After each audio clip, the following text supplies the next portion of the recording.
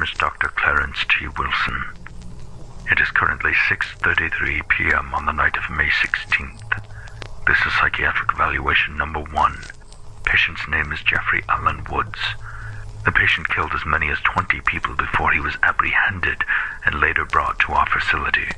20 that they know about. Jeffrey, we talked about this attitude. You will behave or we will not conduct this interview at all. Oh, Doc, how will I ever live? Enough. Now I'd like to begin by hearing a bit about your past, so I can better understand what brought you to this point. Are you expecting to hear about my violent, abusive asshole father who would just as soon knock your teeth out as look at you?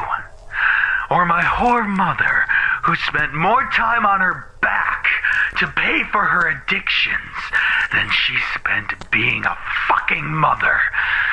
Or Uncle Larry who didn't know how to keep his hands to himself?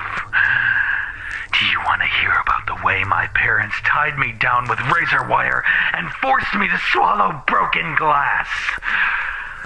Well, I think you're going to be disappointed, Doctor.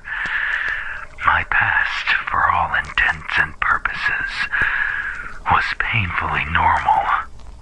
Sure, we were poor and Dad would lose his temper from time to time, but that's every family in America. And that's why so many people know my name now. Why so many people give a fuck. I'm just like them.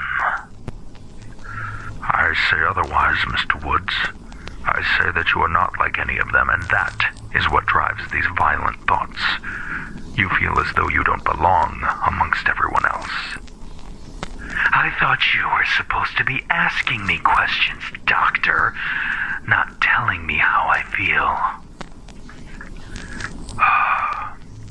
You're right, Jeffrey. I'm sorry.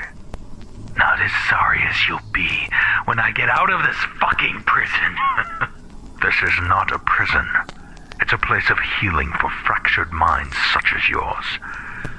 You are not the first patient to threaten my life or threaten to escape. But I assure you, Mr. Woods, you do not frighten me, and you are not going anywhere. I guess we'll find out. No, we won't. You'll be left in isolation if you keep this behavior up. Are you going to keep this behavior up, Jeffrey? Very good. Now tell me about your first victim. Who was the first life you extinguished? He was so scared. He looked at me, wide-eyed like a helpless little puppy, before I stabbed him and shoved him down the stairs. Oh no, wait. That was my little brother. Have you ever seen the abyss through the sparrow's eyes? I'm not sure I follow. Lou is always afraid of everything. That night was no exception. So, your younger brother was your first victim. Tell me what happened. No. He was my fourth. My first kill was some fucking asshole. He was a nobody.